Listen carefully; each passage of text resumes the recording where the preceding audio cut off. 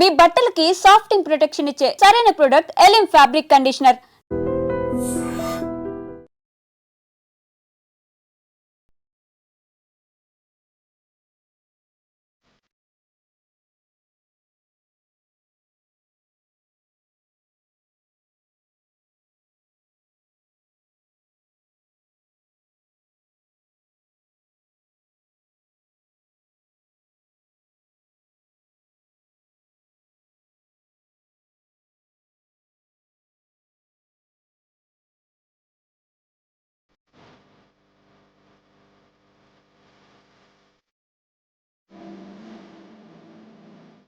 అవయవదానం మరణించిన జీవించడం అంటే అవయవ దానం చేస్తే ఎంతో మందికి లైఫ్ ఇవ్వచ్చు. ఇది పెద్ద ఎత్తున ఒక ఉద్యమంలా ముందుకు వెళ్తోంది.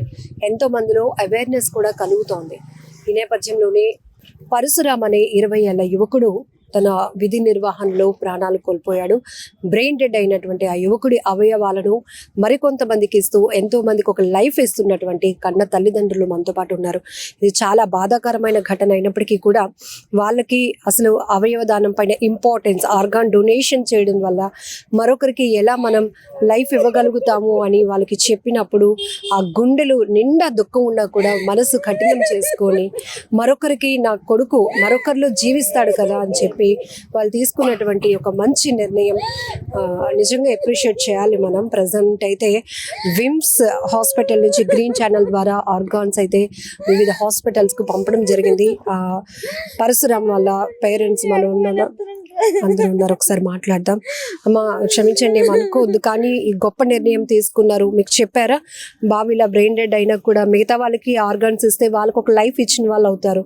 ఏమైంది అసలు బాబుకి? ఏ ప్రమాదం? బాబు పనికి వెళ్ళాడు మా, ఏమైందో కూడా తెలీదు. తర్వాత కబురు వచ్చింది. కబురు రాగానే పడగొట్టి వచ్చినప్పటికి బాబు అక్కడ ఉన్నాడు, హాస్పిటల్లో ఉన్నాడు. ఆ హాస్పిటల్ నుంచి హాస్పిటల్ షిఫ్ట్ చేసా. తర్వాత నాకు ఎందుకో మనసుకు అనిపించింది, ఖాళీ చేస్తే ఏ ప్రయోజనం ఉండదు, గవర్నమెంట్ కైనా ఇస్తే నలుగురు కనుక కాపాడుతాడు నా కొడుకు అనేసి అనుకొని నిర్ణయం తీసుకున్నాను అంతే. కానీ నా కొడుకు ఉండబెట్టి నాకు అన్నిటికీ నాకు లోటు లేకుండా అయిపోయింది. నా కొడుకు లేడు, నాకు ఏ లోటు లేకుండా అయిపోయింది. నా కొడుకు అనుకునే జీవించుకునే ఉన్నానమ్మా. ఆడంత గొప్ప తెలివైనాడు, లేకపోతే నా జీవితం లేనట్టు అయిపోయింది. ఆడు నా బతుకు. అందుకే నా 10 మందికి నాకు సాయం చేశాను కాబట్టి నా కొడుకు ఎంతో గొప్పగా ఉంటాడనేసి ఆనందపడుతున్నాను అంతే, ఇంకేం లేదు. ఆ తల్లి మనసు చాలా గొప్పది. ఎందుకంటే కొడుకును కోల్పోయినటువంటి ఆ కడుపు కోత ఎలా ఉంటుందో మనందరికీ తెలుసు. ఒక కన్న తల్లిగా తన కొడుకు దూరం అయినప్పటికీ కూడా తన కొడుకు ఇంకొకరిలో జీవించాలి, ఇంకొకరికి లైఫ్ ఇవ్వాలి, ఆ గొప్ప అవకాశంగా దీన్ని తీసుకొని మేము ఆర్గాన్ డొనేషన్ కు ముందుకు వచ్చాము అంటూ ఆ తల్లి కన్నీళ్లు పెట్టుకుంటూనే చెప్తోంది. తన మనసులో వచ్చినటువంటి ఆ మంచి ఆలోచన ద్వారా ఈరోజు మరికొంతమందికి లైఫ్ అయితే రాబోతోంది. సో ఇక్కడ ఫ్రెండ్స్ కూడా ఉన్నారు, కొంతమంది వాళ్ళతో కూడా మాట్లాడదాం. ఏమైందండి అసలు? యాక్సిడెంట్ ఎట్లా జరిగింది? యాక్చువల్గా తను పెయింటింగ్ వర్క్ చేస్తూ ఉంటాడు. గత 2 రోజుల క్రితం తను వర్క్కి వెళ్తూ వర్షం పడడం కారణంగా డ్రమ్ స్లిప్ అయి కింద పడిపోయాడు. అది మనకు తెలిసిన ఇన్ఫర్మేషన్.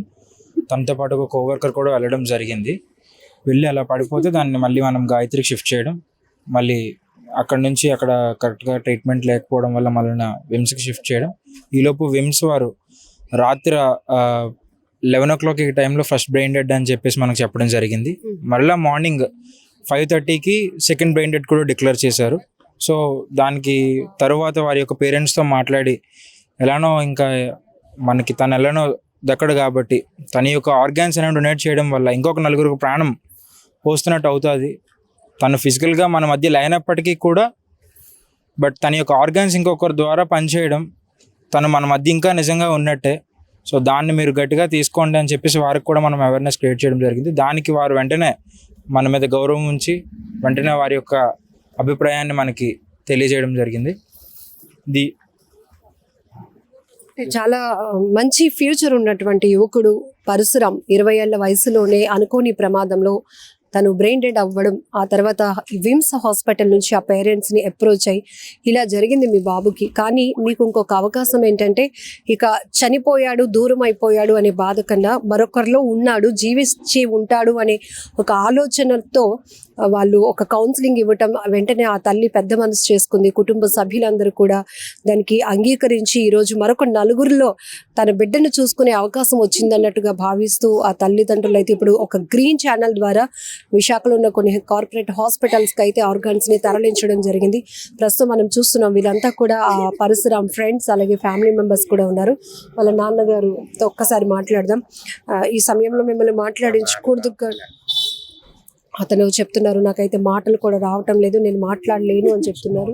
ఏంటంటే యాజ్ ఏ వర్కర్గా ప్రతి ఒక్క వర్కర్స్కి ఈ ఇన్సిడెంట్ జరిగింది కాబట్టి పెయింటర్స్ అందరికీ కూడా నేను తెలియజేసింది ఏమిటంటే యాజ్ ఏ కాంట్రాక్టర్గా వర్కర్ని తీసుకెళ్లేటప్పుడు ఆ కాంట్రాక్టర్ ఏం చేయాలి అని అంటే ఒక వర్కర్కి లేబర్ కార్డ్ అనేది, second thing labour insurance major ఇవి. ఈరోజు వీరికి ఆ అబ్బాయి తెస్తే కానీ గడవని పరిస్థితి. అలాంటిది ఈరోజు వారి యొక్క కుటుంబం యొక్క మెయిన్ పిల్లర్ని వాళ్ళు కోల్పోయారు. చాలా బాధాకరం. అలాంటి సిచ్యువేషన్లో కూడా వారు ఇంకా గట్టిగానే ఉన్నారు. సో ఎలాంటి ఇన్సూరెన్సెస్ లేకపోవడం వల్ల గవర్నమెంట్ సైడ్ నుండి కానీ వారికి అసలు నో యూజ్ అనమాట. ఎట్ సైడ్ నుంచి కూడా ఎలాంటి కాంపెన్సేషన్స్ లేవు.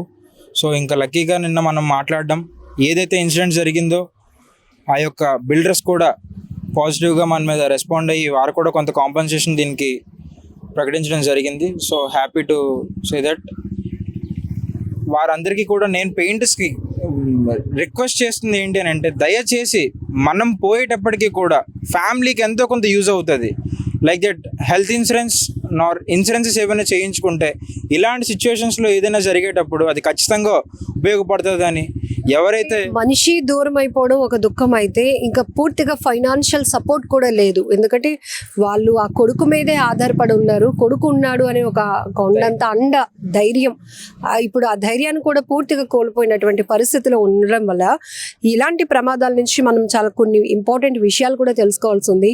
మనుషులు దూరం అవుతారు, ప్రమాదాలు ఎప్పుడు ఎలా జరుగుతాయో ఎవరు ఊహించలేం, కానీ ప్రాణాలు పోతున్నటువంటి పరిస్థితులు. కానీ ఆ తర్వాత కుటుంబానికి భరోసా ఏంటి, ఎవరు ఆసరాగా నిలుస్తారు అనేది పెద్ద ప్రశ్న. ఇప్పుడు ఈ వయసులో వీళ్ళు ఏదైనా పని చేసుకొని వాళ్ళని వాళ్ళు పోషించుకోవాలన్నా కూడా ఆ పరిస్థితి లేదు. సో మినిమం ఇప్పుడు ఈ పర్సన్ చెప్తున్నట్టు అది పెయింటర్సా ఇంకొకటి అని కాదు, కానీ మినిమం మనం ఒక వర్కర్గా పనిచేస్తున్నామంటే కనీస భద్రతతో పాటు కుటుంబానికి కావాల్సినటువంటి ఒక ఆసరాన్ని కూడా మనం కల్పించే ఏర్పాట్లు చేసుకోవాల్సిన అవసరం ఉంది. సో కాంట్రాక్ట్ బేస్లో వర్క్ చేస్తున్న ఎవరైనా కూడా దీనిపైన కూడా కాస్త దృష్టి పెట్టాల్సిన అవసరం ఉందని కూడా ఇక్కడ చెప్తున్నారు. ఏదేమైనా ఒక బాధాకరమైన ఘటన జరిగింది, కానీ ఇంకొక వైపు పరశురామ్ మరొక నలుగురిలో జీవిస్తూనే ఉంటాడు అనటంలో ఎలాంటి డౌట్ కూడా లేదు. బట్ ఆ కుటుంబానికి ప్రగాఢ సానుభూతి తెలియజేస్తూనే ఆ దేవుడు మనోధైర్యాన్ని ఇవ్వాలని మనం కూడా మనస్ఫూర్తిగా కోరుకుంటున్నాం. నిజంగా ప్రస్తుతం ఉన్నటువంటి సమాజం దేనికి ప్రయారిటీ ఇస్తుంది? ఆర్థిక సంబంధాల చుట్టూ మాత్రమే తిరుగుతోంది. మళ్ళీ ఎన్నికలంగానే చాలా విరక్తి కలుగుతాం. మంచి అనిపిస్తుంది కదా, లేడీస్ కూడా ఛాలెంజింగ్ జాబ్స్ చేసినప్పుడు చాలా బాగుంటది. ట్రాఫిక్ అసిస్టెంట్స్ గా నియమించిన ట్రాన్స్జెండర్స్ అందరితో సాల్యూట్ చేయించుకుంటున్నారు. ఫుడ్ డెలివరీ ఇవ్వటానికి వెళ్ళినటువంటి డెలివరీ బాయ్ అనిల్ పై కళ్ళ ముందు